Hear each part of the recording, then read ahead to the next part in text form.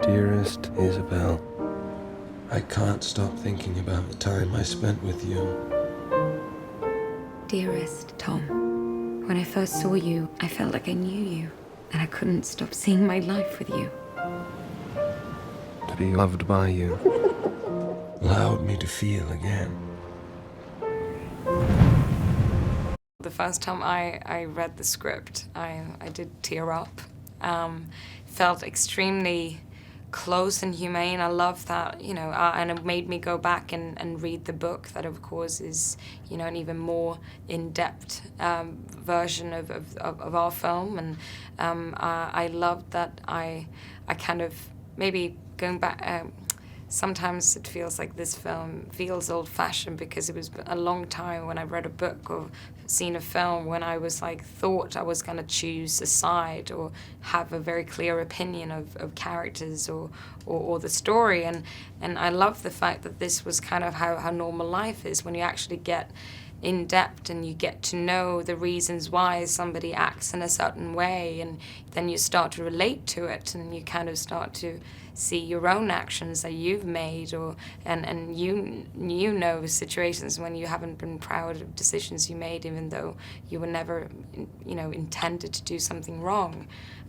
So I think, and Derek Cianfrance, who's, I loved Blue Valentine and The Place Beyond the Pines and had seen those films before I came on this project, and I love the fact that it always felt like I was almost watching them kind of embarrassed, because it felt like I was in the room. It's almost like I watched something very personal happening in a scene between two people that felt like it was the real story, the human stories that happens in surrounding us and in our homes and you know, in our friends' life and in our own lives, and that makes you really kind of it becomes very emotionally draining. So I think, you know, with this film, he once in the beginning mentioned to me that he wanted to make a melodrama, and that's sometimes a word that is, you know, has a bit of a negative cling to it, but I think it's because it is, I realized he actually proved me wrong. When I've seen the film now, it's because it's one of the most difficult things to make, and I love that he aimed for it, because a melodrama is the pure traditional emotions that, you know, became famous because they're all so universal, and that I really appreciate that he dared to go for that. Can't just be a coincidence that she showed up. She's a lovely baby, but you can't keep her. She needs us. We're not doing anything wrong. It is a film about good people that you relate to and feel for, and that sometimes they don't make the best decisions or the right morally best choices.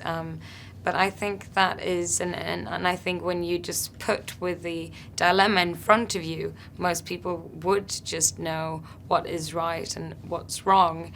But as soon as you start to engage with people and realize that every single choice that led up to this dilemma in the end kind of just happened because of pure loving reason, then it's hard to start to judge people, and you can even start to maybe relate to certain facts of it. And I remember when I had read the book, I went in and on this website, very famous one, where it was thousands of comments of people who had read it. And it was so interesting to, you know, that means it's a story that is as universal, that people were as taken away by it that I was. I cried the first time I read the script, and it's because people end up having such different opinions and views, and it's a film that makes people talk and kind of think about their own relationships and families and friends, and I love that a film can bring that much discussion.